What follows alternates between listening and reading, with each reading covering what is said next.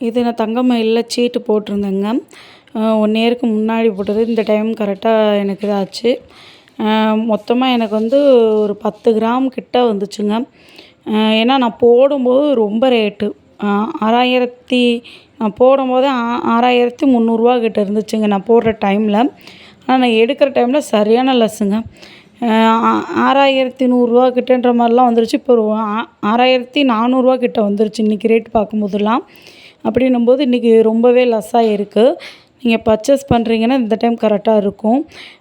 தங்கமயிலை பொறுத்தவரைக்கும் என்னென்னா, அவங்க ஸ்கீமை பொறுத்த வரைக்கும் கோல்டாகவே உங்களுக்கு ஆட் பண்ணி கொடுத்துருவாங்க.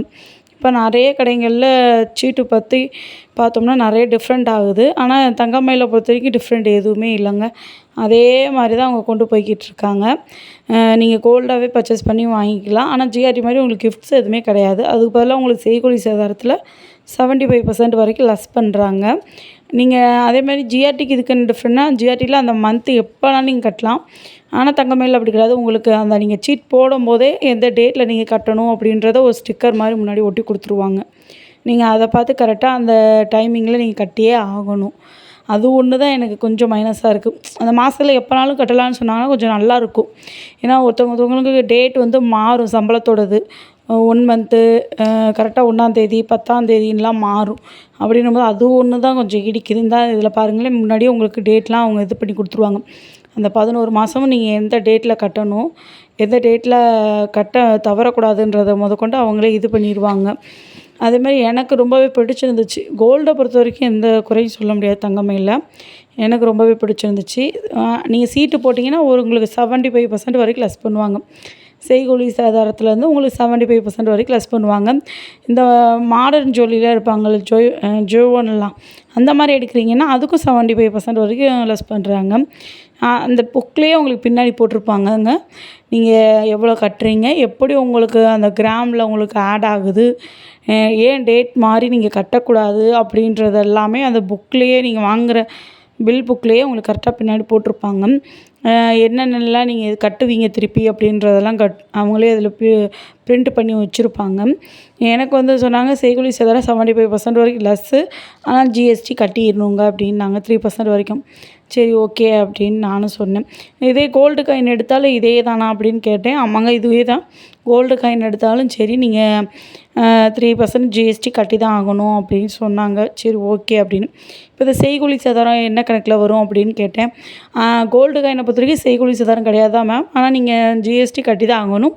இப்போ வந்து டச்சு காசு சேர்த்து கட்டணும்னு சொன்னாங்க. சரி ஓகே, அப்புறம் பார்ப்போன்னு வந்துட்டேன். சரி என்ன எடுக்கலாம்னு நினைக்கும்போது ரொம்ப நாளாக எனக்கு ஆசை. தம்பி பிறந்ததுலேருந்தே தம்பிக்கு கோல்டுன்னு எதுவுமே 2வது பையனுக்கு எடுத்து கொடுக்காத மாதிரியே மனசுக்கு ரொம்ப கஷ்டமாக இருந்துச்சு. அவன் பிறந்தநாளை ஒட்டி எடுக்கணும்னு சொல்லி தான் இந்த சீட்டும் நான் போட்டிருந்தேன். இந்த செயின் தான் பாருங்கள் உங்களுக்கு பிடிச்சிருக்கான்னு சொல்லிவிட்டு. கரெக்டாக 1 பவுனுங்க, 8 கிராம் கழுத்தை ஒட்டி பேபி செயின் தாங்க இது. அங்கேயே தனியாகவே இருக்குது. தங்கமயிலில் தனியாக பேபிஸ்க்குனே தனியாக ஒரு செக்ஷனே இருக்குது. அதில் தான் எடுத்தேன். 8 கிராம் கரெக்டாக 1 பவுனுங்க.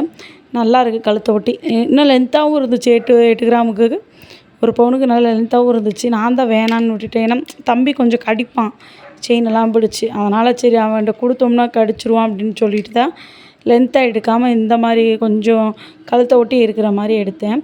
அதுவும் இல்லாமல் எனக்கு என்ன இதில் மைனஸாக இருந்துச்சுன்னா, ஜிஆர்டியை பொறுத்த வரைக்கும் அந்த மாதத்துல நீங்கள் எப்போனாலும் கட்டிக்கலாம்.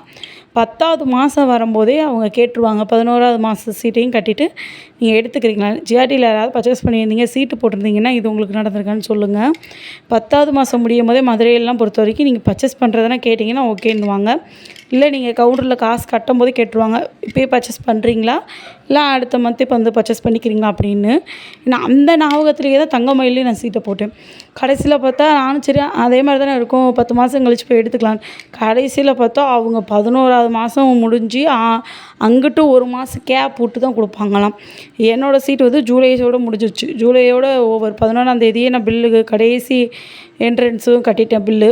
ஆனால் அவங்க என்ன சொல்லிட்டாங்கன்னா, நான் ஜூலை லாஸ்ட்டில் எடுக்கலாம்னு கேட்டேன். அவங்க என்ன சொல்லிட்டாங்க, நீங்கள் ஆகஸ்ட் மாதம் அதே 11ஆந்தேதி தாங்க எடுக்க முடியும். அதுக்கு முன்னாடி எடுத்திங்கன்னா அந்த 75%லேருந்து கொஞ்சம் லெஸ் ஆகும். உங்களுக்கு தான் கொஞ்சம் காசு கம்மியாகிற மாதிரி அதிகமாகிற மாதிரி இருக்கும், கம்மியாகாமல் அப்படின்னாங்க. சரி என்ன பண்ணலான்னு தெரியலையே அப்படின்ட்டு வந்துட்டோம். அப்புறம் மாமா என்ன சொன்னாங்கன்னா, பரவாயில்ல கொஞ்சம் லெஸ் ஆனாலும் பரவாயில்ல, பிள்ளைக்குன்னு எடுக்கிற பொருள் அன்றைக்கி பிறந்தநாள் அன்றைக்கி அவன் கழுத்தில் இருக்கணும் அப்படின்ட்டு, சரி லெஸ் பண்ணிங்கன்னா பண்ணிக்கோங்க அப்படின்னு சொன்னோம். ஃபோன் பண்ணி நாங்கள் சாரிங்க தங்கமயிலில் கேட்கும்போது என்ன சொல்லிட்டாங்கன்னா, சார் 75%லேருந்து உங்களுக்கு வேணால் ஒரு 60% பண்ணி தர முடியும், ஒரு 50% கொஞ்சம் லெஸ் ஆகும் அப்படின்னாங்க. உடனே மாமா சொன்னாங்க, சரி ஓகே பரவாயில்லைங்க, ஆனால் வந்து இப்போ கோல்டு பர்ச்சேஸ் பண்ணிக்கலாமா அப்படின்னு கேட்டாங்க. ஓகே சார், நீங்கள் அண்ணா நகர் வர்றதுனால ஓகே, இல்லைன்னா மீனாட்சி அம்மன் கோயில் பின்னாடியே ஒரு தங்கமயில் இருக்குதுங்க, மெயின் பிரான்ச்சு, அங்கே போகிறதுனாலும் உங்கள் இஷ்டம் தான் அப்படின்னாங்க. சரி ஓகே அப்படின்ட்டு, எங்களுக்கு வீட்டு பக்கத்தில் அண்ணா நகர் தான், தெப்பக்குளத்துலேருந்து பக்கத்தில் போயிடலாம். அதனால நாங்கள் அதே ஓகேன்னு சொல்லிட்டு போய் பர்ச்சேஸ் பண்ணோம். எனக்கு போனோடனே இது பிடிச்சிருந்துச்சு, கொஞ்சம் கழுத்தை ஒட்டியே இருந்துச்சு, கெட்டி மாடலாகவும் இருந்துச்சு. தம்பி அந்த அளவுக்கு அக்கா மாட்டான்னு நம்புகிறேன். ஏன்னா நான் ஜெயச்சந்தில் எடுத்ததே பிடிச்சி கடின்னு கடிச்சு ரொம்ப பண்ணிட்டான் தம்பி. அதனால தான் இந்த தடவை கொஞ்சம் கெட்டி மாடலாக எடுத்தேன். ஏன்னா லென்த்தாக இருந்துச்சுன்னு வச்சுக்கோங்களேன், குழந்தைங்க ஈஸியாக அதை கட் பண்ணியிருந்தாங்க. கையை வச்சே ஒரு மாதிரி இழுத்து நிறைய செயின் மிஸ் ஆகிலாம் இருக்குது. அதனால தான் கொஞ்சம் கழுத்தை ஒட்டி எடுத்தேன். மொத்தம் 10 கிராம் சொன்னேன் இல்லைங்க, அதில் வந்து கரெக்டாக 1 பவுனுக்கு நான் எடுத்துட்டேன். மிச்சம் 2 கிராம் என்கிட்ட இருந்துச்சு. அவங்க என்ன சொன்னாங்கன்னா, நான் கேட்டேன் காயின் கொடுப்பீங்களா அப்படின்ட்டு. இல்லை மேம் கோல்டாகவே பர்ச்சேஸ் பண்ணுங்கள், அதுதான் உங்களுக்கு சீட்டு போட்டதுக்கு பெஸ்ட்டு அப்படின்னாங்க. சரி 2 கிராமுக்கு ஏதாவது தோல் இருக்குமா அப்படின்ட்டு பார்த்துக்கிட்டே இருந்தேன். ரொம்ப குட்டியாக இருந்துச்சு. அதனால் சரி இது செட் ஆகாது அப்படின்னு சொல்லிட்டு என்ன பண்ணலான்னு யோசிச்சுக்கிட்டே இருந்தேன். ஒரு 1/2 பவுனுக்கிட்ட அங்கே ஒரு தோடு நல்லா இருந்துச்சு, காதை ஒட்டி போடுற மாதிரி. இன்னும் ஒரு 1/2 பவுனுக்கு ஜிம்மிக்கு எடுத்தோன்னு வச்சுக்கோங்களேன், அடுத்த சீட்டு போட்டு செட்டாக கரெக்டாக இருக்கும். மிச்சம் 2 கிராமுக்கு என்ன பண்ணேன்னா, காயின் கொஞ்சம் சேர்த்து வச்சுருந்தேன். ஜிஆர்டியில் வாங்கின காயின் வந்து 2 கிராமுக்கிட்ட என்கிட்ட இருந்துச்சு. இதில் என்ன பெரிய இதுன்னு நினச்சிங்கன்னா, ஜிஆர்டியில் எடுத்த காயின்றதுனால அன்றைக்கி ரேட்டே எடுத்துக்கிட்டாங்கங்க. நம்ம இப்படி வாங்கும்போது டச்சு காசுன்னு ஒன்று கொடுக்குறோம், அதே மாதிரி மேக்கிங் காசோ டச்சு காசோ ஏதோ ஒன்று சொன்னாங்கங்க. அதுக்கு கொஞ்சம் ஒரு 500 மில்லி கிட்ட கம்மி பண்ணாங்க. எதுக்குங்க அப்படின்னு கேட்கும்போது, இப்போல்லாம் அந்த இது உண்டா, ஏன்னா காயின்லாம் வாங்கி நிறைய சேவ் பண்ணுறாங்கன்றதுனால அந்த மாதிரின்ட்டாங்க. இப்போல்லாம் காயினாக இருந்தாலும் சரி சார், எங்கள் கம்பெனி காயினாக இருந்துச்சுன்னா, எங்கள் தங்கமயில் இதாக இருந்துச்சுன்னா அப்படி எடுத்துப்போம். வேறு இப்போ இது நகைக்கடை காயினாக இருந்துச்சுன்னா நாங்கள் இந்த அளவுக்கு கொஞ்சம் கம்மி பண்ணுவோம் அப்படின்ட்டாங்க. எங்களுக்கு ஷாக்காக இருந்துச்சு. இதுதான் தடவையும் கூட. ஏன்னா நாங்கள் நிறைய காயின் பர்ச்சேஸ் பண்ணி வச்சுருந்துருக்கோம். வீடு கீழே கட்டும்போது ப்ளச் பண்ணியிருக்கோம். அப்படியே அன்றைக்கி ரேட்டுக்கு அப்படியே எடுத்துக்கிட்டாங்க. இவங்க என்னடா இதுக்கும் கூட கொஞ்சம் கம்மி பண்ணுறாங்களே அப்படின்ட்டு நாங்கள் ஜிஆர்டிலையும் கேட்டோம்.